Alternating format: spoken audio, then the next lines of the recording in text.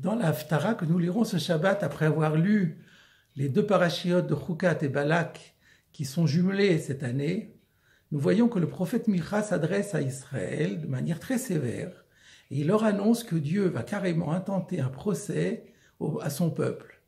Il va leur reprocher leur ingratitude par rapport à tous les bienfaits dont Dieu les a gratifiés jadis et il cite notamment les trois protecteurs, Moshe, Aaron et Myriam, que Dieu avait envoyés pour soutenir Israël dans le désert.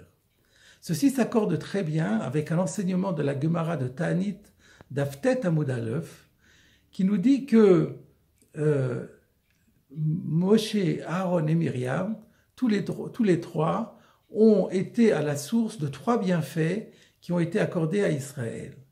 Le puits, qui a été accordé à Israël, le puits ambulant, qui a permis à Israël de se désaltérer durant ces 40 années, avait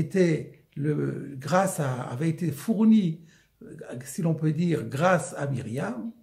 Les nuées protectrices avaient été fournies par Aaron, et la manne qui tombait du ciel, comme on sait, avait été fournie par Moshe Rabbeinu. Et la démonstration se fait dans notre paracha de Chukat, justement. Parce que dans la paracha de Chukat, tout de suite après la vache rousse, on nous dit que le peuple est arrivé à Kadesh et que Myriam est morte, elle a été enterrée là-bas. Et sitôt après la mort de Myriam, il n'y avait plus d'eau pour le peuple. Ce qui veut dire que le puits ambulant, qui les avait accompagnés pendant 39 ans, s'était brutalement asséché. Ce qui prouve bien que ce puits avait été accordé à Israël grâce à Myriam. Myriam s'en va, il n'y a plus de puits. Et puis ensuite, comme on le sait, Aaron et Moshe vont rétablir ce puits en frappant le rocher, contrairement à l'ordre divin qui avait été de parler, non pas de frapper, mais c'est une autre histoire. Et puis ensuite, donc le puits va revenir, et Aaron va mourir, toujours dans notre paracha de Chukat. À peine Aaron est-il mort, que le Cananéen, le roi de Harad, attaque Israël. Pourquoi, nous dit la Gemara? Qu'est-ce qu'il avait entendu, le texte dit, il avait entendu quoi? Il avait entendu non seulement qu'Aaron était mort, mais qu'à peine Aaron était mort, et les nuées protectrices qui miraculeusement protégeaient Israël de tous leurs ennemis et de tous les animaux sauvages, ces nuées avaient disparu en même temps que Aaron. Et puis, grâce à Moshe, de la même façon que le puits était revenu, les colonnes vont revenir également, et les Cananéens vont être battus à plate couture par Israël.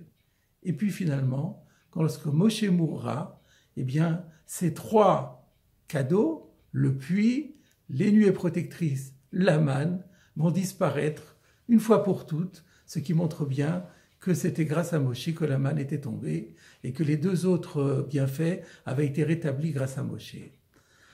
Ceci soulève un certain nombre de questions. Tout d'abord, comment et pourquoi le prophète reproche-t-il à Israël son ingratitude par rapport à ces trois bienfaiteurs, alors qu'ils n'ont pas du tout connu ces bienfaiteurs, et que les trois cadeaux dont il est question ici, dont les ancêtres, les lointains ancêtres, avaient bénéficié effectivement dans le désert, mais la génération contemporaine de Micha n'en avait même pas vu la couleur. Pourquoi aurait-il dû manifester de la gratitude pour des cadeaux qu'il n'avait pas eus?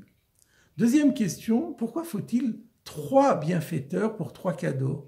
Est-ce qu'un bienfaiteur n'aurait-il pas pu apporter les trois cadeaux lui-même? Et d'ailleurs, on voit bien que lorsque Myriam va mourir, Aaron va mourir, on voit bien que les deux cadeaux disparus vont revenir grâce à Moshe. Donc Moshe était capable d'établir a priori ces trois cadeaux. Pourquoi fallait-il que ces cadeaux soient divisés en trois bienfaits? La réponse peut nous être suggérée par un enseignement de Rabbi Shimshon Raphaël Hirsch qui fait remarquer que dans l'Haftara dont nous parlons, il y a, juste peu de versets après qu'on ait cité nos trois protecteurs, Moshe, Aaron et Myriam, le verset, ou le paragraphe, l'Haftara, va se conclure par un verset, très connu d'ailleurs, une sorte d'envolée lyrique du prophète, mais qui apparemment n'a rien à voir avec la diatribe qui était celle de Micha tout au long de ce chapitre. Qu'est-ce qu'il nous dit? ce fameux verset, Igid lecha Adam Matov, on t'a dit homme, ce qui est bien, ou ma Hashem doresh mimcha, ce que Dieu attend de toi, ki im, rien que, à Sot Mishpat, pratiquer la justice, va vatresed, aimer la générosité, va tsne alechet im Hashem elokecha, marcher discrètement, avec discrétion, avec Hashem ton Dieu. Quel rapport, pourquoi, quelle conclusion par rapport à ce qui avait été dit avant? Eh bien, chez Rabbi Shimshon Raphaël Hirsch, je vous dis, c'est très simple. On est en train de faire une correspondance entre les trois cadeaux, entre les trois guides plutôt, et ces trois valeurs. En réalité, il s'avère que ces trois guides, ces trois protecteurs, ces trois bienfaiteurs, n'ont pas seulement gratifié Israël de bienfaits matériels, mais avant tout de bienfaits spirituels. Ainsi, Moshe a inculqué à Sot Mishpat, il a inculqué au peuple la rigueur qui est nécessaire dans le respect des lois de la Torah, pratiquer la justice. Aaron, comme on sait, Ohev Shalom, Rodef Shalom, était un exemple, un modèle pour tous ses contemporains de Ahavat Chesed, d'aimer l'altruisme, le souci de l'autre, la générosité. Quant à Myriam, elle a été, évidemment, elle a enseigné toute sa vie la tzniout, la discrétion de soi-même, ainsi que les lois de la Taharat HaMishpacha, les lois de la pureté familiale. Et ainsi, nous nous rendons compte que les trois guides spirituels, en fait, ils ont donné trois cadeaux matériels, parce que ces trois cadeaux matériels correspondaient un par un à ce qu'ils avaient inculqué. À la nourriture spirituelle de la Torah inculquée par Moshe, correspond la manne qui est la nourriture matérielle. À la générosité de Aaron, à la recherche de la paix, correspond la nuée protectrice qui vient maintenir la paix à l'intérieur du peuple, le protéger de toute agression extérieure. Et le puits de Myriam fait évidemment, irrésistiblement penser à l'eau du mikvé, symbole de pureté, symbole de sainteté, symbole de ces lois de la pureté familiale. Et alors nous avons réponse à nos questions. Pourquoi fallait-il qu'il y ait trois guides? Parce que les bienfaits matériels, en réalité, ne venaient qu'en conséquence des bienfaits spirituels. Et pour les bienfaits spirituels, il fallait trois maîtres différents, trois personnes qui excellaient chacune dans son domaine. Si Moshe était l'homme de la loi, c'était Aaron qui était l'homme de la générosité, c'était Myriam qui était la femme de la tzniout, qu'elle a enseigné non seulement aux femmes, mais également aux hommes. Et si par la suite, donc il fallait ces trois, mais une fois que les trois maîtres avaient enseigné ces valeurs, alors les bienfaits matériels venaient en conséquence. Et quand Myriam est morte et quand Aaron est mort, il n'y avait plus à établir des nouvelles règles, il fallait simplement renforcer les enseignements qui avaient déjà été donnés. Il fallait donner à Israël une piqûre de rappel. Pour une piqûre de rappel, Moshe était capable de le faire.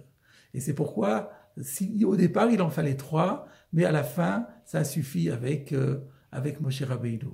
Mais la leçon, le deuxième message du prophète est très important, c'est que ces bienfaits matériels qui finalement, l'eau, la manne et les nuées protectrices peuvent se résumer finalement à deux choses. Il s'agit de la subsistance, une bonne subsistance, une subsistance matérielle, le manger et le boire, et puis les nuées protectrices, c'est la protection de la providence divine.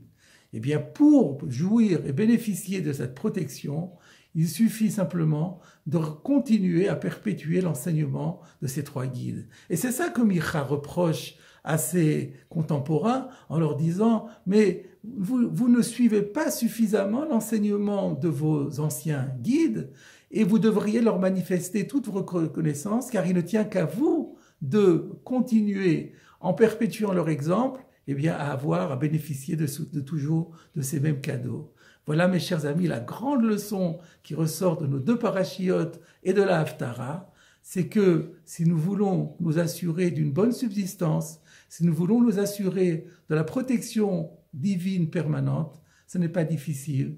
Il faut simplement continuer à ancrer en nous, à intensifier en nous l'exemple merveilleux de nos 3 guides spirituels et de nos 3 figures historiques et de rester leurs profonds disciples à jamais.